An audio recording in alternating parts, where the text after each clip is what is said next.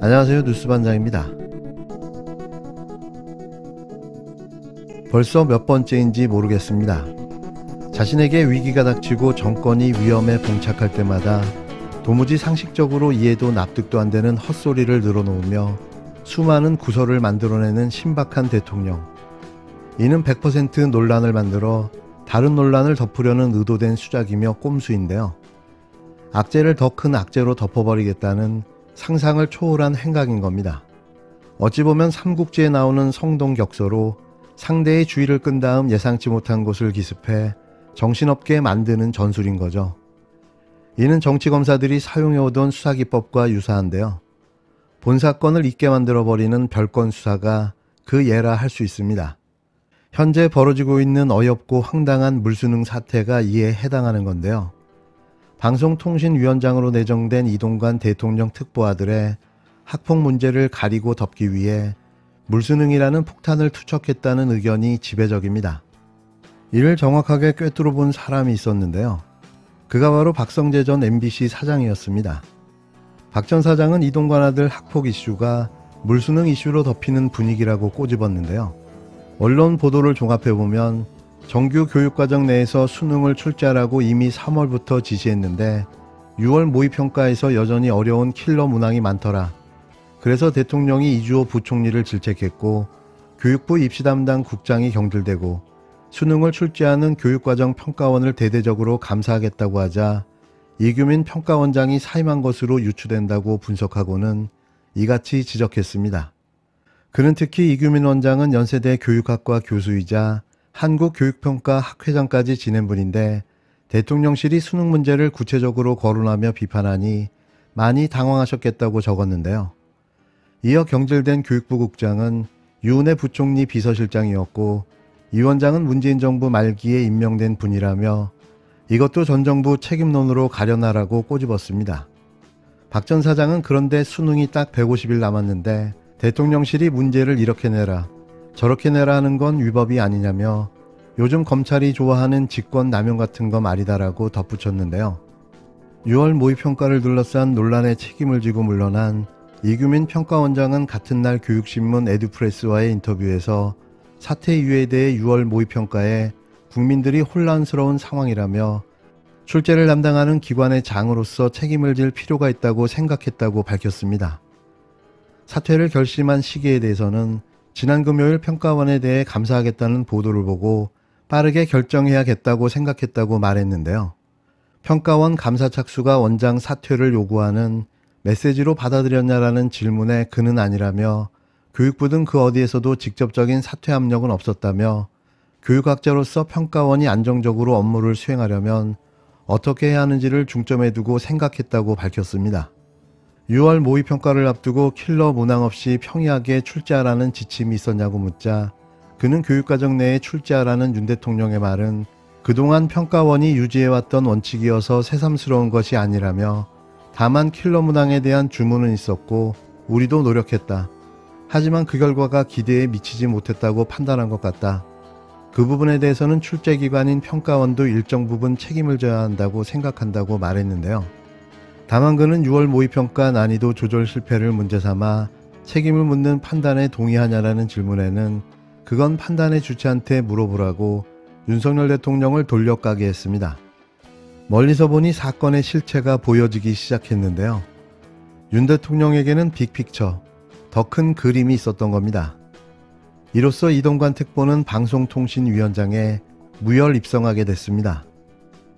대통령이 해야 할 일과 해서는 안 될 말. 윤석열 3대 개혁의 실체가 드러났습니다. 노동개혁은 69시간 계속 일하기와 노조 때려잡기, 연금개혁은 더 내고 덜 받고 노를 불안하게로 드러났고, 그런데 교육개혁은 도대체 아리송했습니다. 수능에서 킬러 문항을 없애는 거창한 교육개혁을 생각하고 있는지 몰랐습니다. 킬러 문항을 없애라는 대통령의 말 한마디가 평지풍파를 일으키고 있습니다. 국민의힘은 윤석열 대통령이 입시 비리를 수사하면서 대입 제도에 대해 누구보다 해박한 전문가라고 치켜 세웠습니다.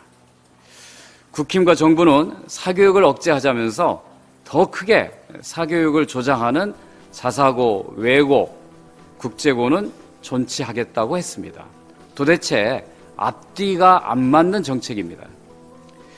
대통령은 모든 분야를 잘 알고 판단에 오류가 없는 사람이라고 하는 신화에서 벗어나는 것이 바로 민주주의입니다.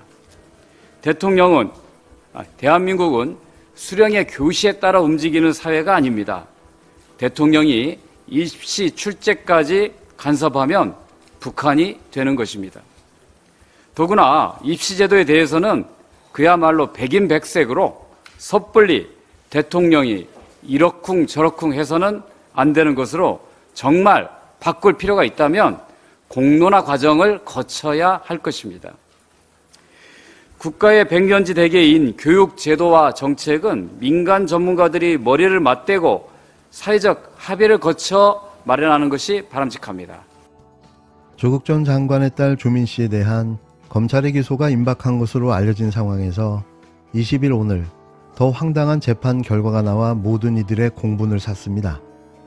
온전한 정신을 가진 재판관이라면 이런 판결을 내릴 수 있을까요? 허위 사실을 유포하며 정신적 고통과 말로 다 못할 피해를 준 당사자들에게 무죄를 선고하는 초유의 판결을 내린 건데요. 도무지 믿을 수가 없습니다. 이런 상황이라면 이 정권에 반대하는 재판 결과들이 앞으로 어떤 판결들이 나올지는 불보듯 뻔한데요. 행정부에 이어 사정기관 그리고 사법부까지 독재검찰 공화국이 접수한 겁니다. 조국 전 법무부 장관의 딸 조민 씨가 고급 수입차 포르쉐를 타고 다닌다고 허위방송한 혐의로 재판에 넘겨진 유튜브 채널 가로세로 연구소 운영진이 무죄 판결을 받았는데요. 서울중앙지법 형사 3단독 이종민 판사는 정보통신망법상 허위사실 유포에 의한 명예훼손 혐의로 기소된 강용석 변호사와 김세희, 김용호 전 기자에게 무죄를 선고했습니다. 재판부는 이들의 발언이 허위라는 점을 인정했는데요. 허위라는 걸 인정하면서도 무죄라는 괴기스럽기까지 한 판결을 내린 겁니다.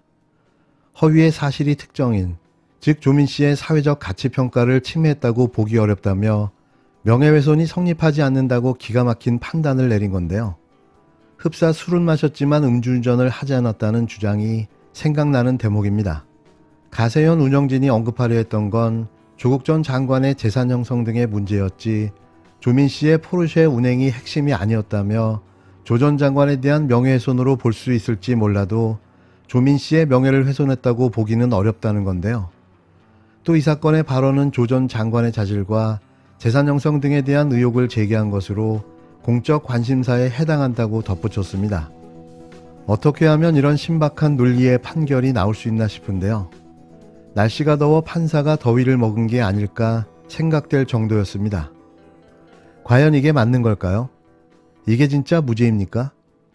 이런 상황이라면 사법부도 신뢰할 수 없다는 이야기인데요. 대체 어디 가서 정의와 법을 이야기해야 하는 걸까요? 이게 상식적인 대한민국의 모습입니까?